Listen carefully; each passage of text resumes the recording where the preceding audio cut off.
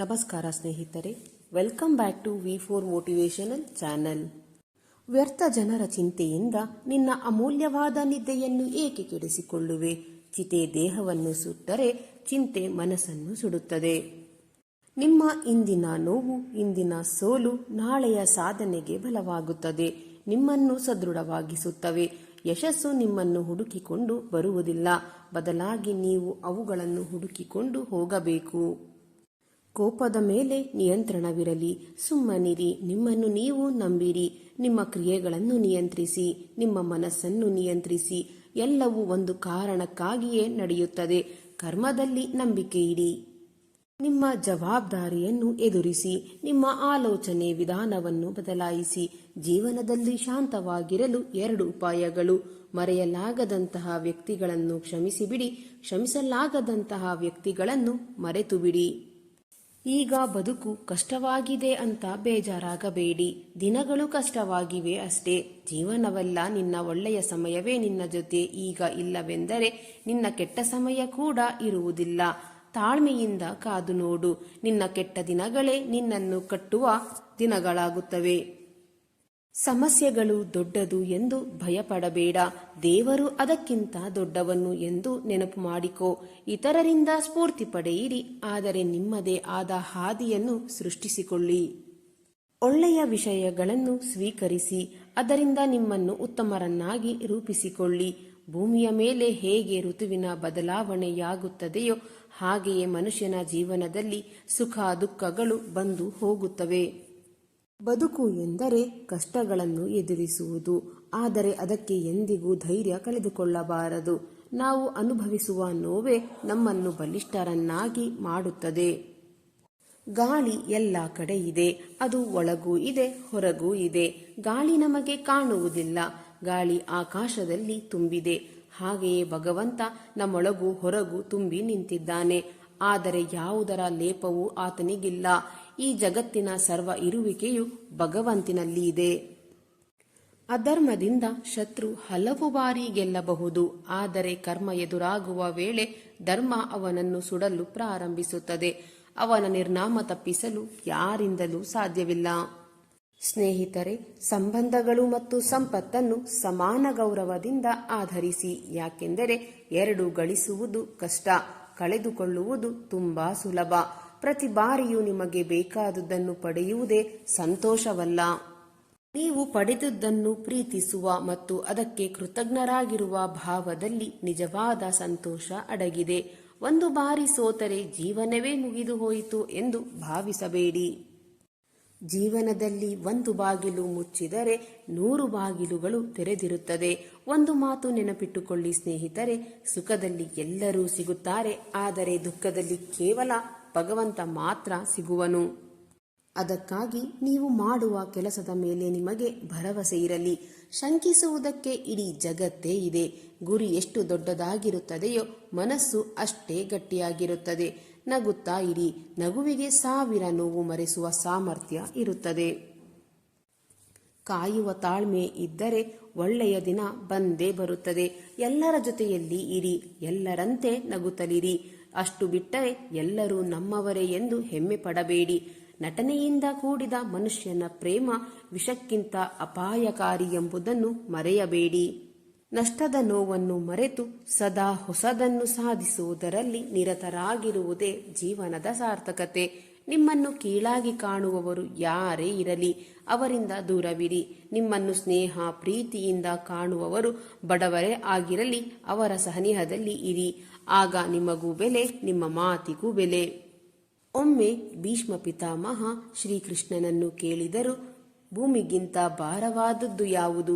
ಬೆಂಕಿಗಿಂತ ವೇಗವಾಗಿರುವುದು ಯಾವುದು? ಕಾಡಿಗೆಗಿಂತ ಕಪ್ಪಾಗಿರುವುದು ಯಾವುದು ಎಂದು. ಆಗ ಶ್ರೀಕೃಷ್ಣ ಹೀಗೆ ಹೇಳಿದರು, ಭೂಮಿಗಿಂತ ಭಾರವಾದದ್ದು ಪಾಪ, ಬೆಂಕಿಗಿಂತ ವೇಗವಾಗಿರುವುದು ಕೋಪ, ಕಾಡಿಗೆಗಿಂತ ಕಪ್ಪಾಗಿರುವುದು ಕಳಂಕ. ಮೋಸ ಮಾಡಿದವರ ಮೇಲೆ ಪ್ರತೀಕಾರ ತೀರಿಸಿಕೊಳ್ಳಲು ಹೋಗಬೇಡಿ, ಏಕೆಂದರೆ ಕೊಳೆತ ಹಣ್ಣುಗಳು ತಾನಾಗಿಯೇ ಮರದಿಂದ ಉದುರುತ್ತದೆ. ನಿಮ್ಮನ್ನು ಬೇರೆಯವರೊಂದಿಗೆ ಹೋಲಿಸಿಕೊಂಡು ಬೇಸರ ಪಡಬೇಡಿ, ಯಾಕೆಂದರೆ ಚಿನ್ನ ಮತ್ತು ಅನ್ನ ಎರಡಕ್ಕೂ ಅದರದೇ ಆದ ಮಹತ್ವವಿದೆ. ಸಂದರ್ಭ ಬಂದಾಗ ಅವುಗಳ ಬೆಲೆ ತಿಳಿಯುತ್ತದೆ. ಟೀಕೆಗಳಿಗೆ ನಮ್ಮ ಜೀವನ, ವ್ಯಕ್ತಿತ್ವ, ನಡವಳಿಕೆಗಳು ಉತ್ತರ ಹೇಳಬೇಕೇ ಹೊರತು ಮಾತಿನಿಂದ ಹೇಳಿ ಪ್ರಯೋಜನವಿಲ್ಲ. ಎಡವಿ ಬೀಳುತ್ತೇವೆ ಎಂಬ ಭಯದಿಂದ ಏಣಿಯನ್ನೇ ಏರದೆ ಇದ್ದರೆ ನೆಲದ ಮೇಲಿನ ಬದುಕನ್ನೇ ನಂಬಿಕೊಂಡು ಇರಬೇಕಾಗುತ್ತದೆ. ನೆನಪಿಡಿ ಸ್ನೇಹಿತರೆ, ಗುರಿಯನ್ನು ತಲುಪುವವರೆಗೆ ವಿಶ್ವವನ್ನೇ ಮರೆತರೂ ವಿಶ್ವಾಸವನ್ನು ಮರೆಯದಿರಿ.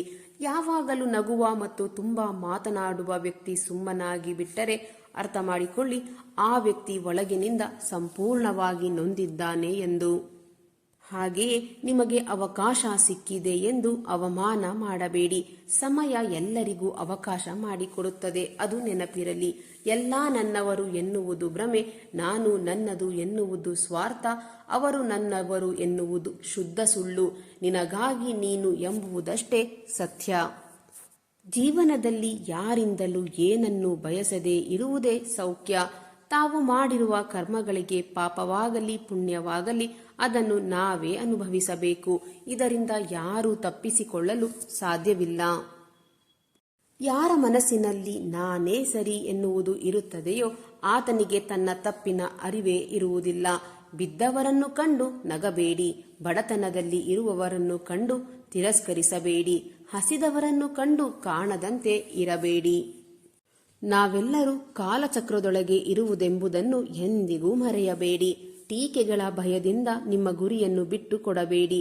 ಯಾಕೆಂದರೆ ಗುರಿಯನ್ನು ಸಾಧಿಸಿದ ತಕ್ಷಣ ಟೀಕಿಸುವ ಜನರ ಅಭಿಪ್ರಾಯವೂ ಬದಲಾಗುತ್ತದೆ. ಯಾವಾಗ ಒಬ್ಬ ಮನುಷ್ಯ ಎಲ್ಲವನ್ನು ಎದುರಿಸಿ ನಿಲ್ಲುತ್ತಾನೋ ನೋಡುವವರ ಕಣ್ಣಿಗೆ ಅವನು ರಾಕ್ಷಸನನ್ನಾಗಿ ಕಾಣುತ್ತಾನೆ. ಆತ್ಮವೇದನೆ ಇದ್ದರೆ ನಿದ್ರೆಯಿಂದ ದೇಹಕ್ಕೆ ಯಾವ ಪ್ರಯೋಜನವೂ ಇಲ್ಲ. ಸಮರ್ಥರಾದವರಿಗೆ ಯಾವುದು ಭಾರ, ದುಡಿಯುವ ಮನುಷ್ಯನಿಗೆ ದೂರ ಯಾವುದಿದೆ. ವಿದ್ಯೆ ಇದ್ದವನಿಗೆ ಯಾವ ದೇಶವಾದರೇನು, ಪ್ರೀತಿಯಿಂದ ಮಾತನಾಡುವವರಿಗೆ ಶತ್ರುಗಳಾದರೂ ಎಲ್ಲಿಂದ, ಬೇಡುವವರಿಗೆ ವರವನ್ನು ನೀಡುವ ಯಾವ ಅಗೋಚರ ಶಕ್ತಿಯೂ ಜಗತ್ತಿನಲ್ಲಿ ಇಲ್ಲ. ವ್ಯಕ್ತಿ ತಾನೇ ತನ್ನ ಪರಿಶ್ರಮದಿಂದ ಎಲ್ಲವನ್ನು ಗಳಿಸಬೇಕು. ಭಗವಂತನನ್ನು ಕಾಣಲು ಇರುವ ಮೂಲ ಮಂತ್ರ ಭಕ್ತಿ. ಏಕನಿಷ್ಠೆಯಿಂದ ಭಗವಂತನನ್ನು ಅನನ್ಯವಾಗಿ ಭಕ್ತಿ ಮಾಡುವುದರಿಂದ ಆತನನ್ನು ಸೇರಲು ಸಾಧ್ಯ. ಎಲ್ಲರಿಗೂ ಮಿಗಿಲಾದ ಭಗವಂತ ಭಕ್ತಪರಾಧೀನ. ಆತ್ಮತೃಪ್ತಿ ಇಲ್ಲದ ಮೇಲೆ ಆಡಂಬರದ ಬದುಕು ಏಕೆ? ಹಠ ಎಂದರೇನು? ನಿನಗೆ ಬೇಕಾಗಿರುವುದನ್ನು ಪಡೆದು ಮರೆಯುವುದಲ್ಲ. ಎಲ್ಲಿ ನಿನಗೆ ಬೆಲೆ ಇಲ್ಲವೋ ಅಲ್ಲಿ ನಿನ್ನ ಬೆಲೆ ಸೃಷ್ಟಿಸುವುದೇ ನಿಜವಾದ ಹಠ. ಜಗತ್ತಿನಲ್ಲಿ ನಿಮ್ಮವರು ಅಂದರೆ ಯಾರು ಗೊತ್ತಾ? ಸಮಯ. ಅದೊಂದು ಸರಿಯಾಗಿದ್ದರೆ ಎಲ್ಲರೂ ಜೊತೆಗೆ ಇರುತ್ತಾರೆ. ಇತರರ ವಿಶ್ವಾಸ ಗಳಿಸಿಕೊಳ್ಳಬೇಕು ಅಂದರೆ ಮೊದಲು ನಮಗೆ ನಮ್ಮ ಮೇಲೆ ವಿಶ್ವಾಸವಿರಬೇಕು. ಮಹಾನ್ ಕೆಲಸಗಳು ಆರಂಭದಲ್ಲಿ ಅಸಾಧ್ಯವೆಂದೇ ಕಾಣುತ್ತದೆ. ನೆನಪಿರಲಿ ಸ್ನೇಹಿತರೆ, ನಿಮ್ಮ ಕನಸುಗಳನ್ನು ನನಸು ಮಾಡುವವರು ನೀವೇ. ಆದ್ದರಿಂದ ಬದುಕುವ ದಾರಿಯನ್ನು ಜಾಣತನದಿಂದ ಆರಿಸಿಕೊಳ್ಳಿ. ನಾವು ಸಂಪಾದಿಸಿದ ಒಡವೆ, ವಸ್ತ್ರ, ಹಣ, ಆಸ್ತಿ, ಸಂಪತ್ತು ಇದೆಲ್ಲದಕ್ಕೂ ನಾವೇ ಕಾವಲುಗಾರರಾಗಿ ಇರಬೇಕು. ಆದರೆ ನಾವು ಸಂಪಾದಿಸಿದ ವಿದ್ಯೆ, ದಾನ, ಧರ್ಮ, ಪುಣ್ಯ ಎಲ್ಲವೂ ನಮಗೆ ಕಾವಲುಗಾರನಾಗಿರುತ್ತವೆ. ಒಳ್ಳೆಯವರ ಶಾಪ ಒಳ್ಳೆಯದಲ್ಲ. ಕೆಟ್ಟವರು ಕೆಟ್ಟದ್ದು ಶುರು ಮಾಡಿದರೆ ಕೆಟ್ಟದ್ದಾಗಬಹುದು ಅಷ್ಟೇ. ಆದರೆ ಒಳ್ಳೆಯವರು ಕೆಟ್ಟದ್ದನ್ನು ಮಾಡಲು ಶುರು ಮಾಡಿದರೆ ಅದು ಭಯಾನಕವಾಗಿರುತ್ತದೆ. ಒಳ್ಳೆಯವರಿಗೆ ಆದ ಮೋಸಕ್ಕೆ ಭಗವಂತನೇ ಉತ್ತರ ಕೊಡುತ್ತಾನೆ. ಕಾದು ನೋಡಬೇಕು ಅಷ್ಟೇ. ಯಶಸ್ಸು ಎಂಬುದು ಅಂತಿಮವಲ್ಲ, ವೈಫಲ್ಯ ಎಂಬುದು ಮಾರಕವಲ್ಲ. ಮುಂದುವರಿಯುವ ಧೈರ್ಯ ಮಾತ್ರ ಮುಖ್ಯ. ಕೆಟ್ಟ ಯೋಚನೆಗಳನ್ನು, ಕೆಟ್ಟ ಅಭ್ಯಾಸಗಳನ್ನು, ಕೆಟ್ಟ ವಿಚಾರಗಳನ್ನು ಬಿಡುವ ಉಪವಾಸ ಮಾಡಿ, ಆದರೆ ಭೋಜನವನ್ನಲ್ಲ. ಇಂದ್ರಿಯ ಸುಖ ಎನ್ನುವುದು ಆರಂಭದಲ್ಲಿ ಮಧುವಿನಂತೆ ಸಿಹಿಯಾಗಿರುತ್ತದೆ, ಆದರೆ ಅಂತ್ಯದಲ್ಲಿ ಕಹಿಯಾಗಿರುತ್ತದೆ. ಪ್ರಾರ್ಥನೆ ಮತ್ತು ನಂಬಿಕೆ ಈ ಎರಡು ಕಣ್ಣಿಗೆ ಕಾಣಿಸದೇ ಇರಬಹುದು, ಆದರೆ ಅಸಾಧ್ಯವಾದುದನ್ನು ಸಾಧ್ಯವಾಗಿಸುವ ಶಕ್ತಿ ಇವೆರಡಕ್ಕೂ ಇದೆ. ಯಾವ ವ್ಯಕ್ತಿ ಜೊತೆ ಇದ್ದರೆ ನಮಗೆ ಹೆಚ್ಚು ನೆಮ್ಮದಿ ಸಿಗುವುದೋ ಆ ವ್ಯಕ್ತಿಯ ಜೊತೆ ಸಮಯ ಕಳೆಯಲು ಸಹ ಅಷ್ಟೇ ಕಡಿಮೆ ಸಮಯ ಸಿಗುವುದು. ಕೊನೆಯದಾಗಿ, ನಾವು ಬದುಕಿನಲ್ಲಿ ಪ್ರತಿಯೊಬ್ಬರಿಂದಲೂ ಪಾಠ ಕಲಿಯುತ್ತಲೇ ಇರುತ್ತೇವೆ. ಕೆಲವು ನೋವು ತರಬಹುದು, ಇನ್ನು ಕೆಲವು ಸಂತೋಷ ತರಬಹುದು, ಆದರೆ ಎಲ್ಲವೂ ಬೆಲೆ ಕಟ್ಟಲಾಗದ ಪಾಠಗಳೇ. ಸ್ನೇಹಿತರೆ, ಮತ್ತೆ ಮುಂದಿನ ವಿಡಿಯೋದಲ್ಲಿ ಇದೇ ರೀತಿಯ ಹೊಸ ಪ್ರೇರಣಾದಾಯಕವಾದ ಮೋಟಿವೇಶನಲ್ ವಿಡಿಯೋದೊಂದಿಗೆ ಭೇಟಿಯಾಗೋಣ. ಅಲ್ಲಿಯವರೆಗೆ ಸಕಾರಾತ್ಮಕವಾಗಿ ಯೋಚಿಸಿ ಸಂತೋಷವಾಗಿ ಬಾಳಿರಿ. ಧನ್ಯವಾದಗಳು.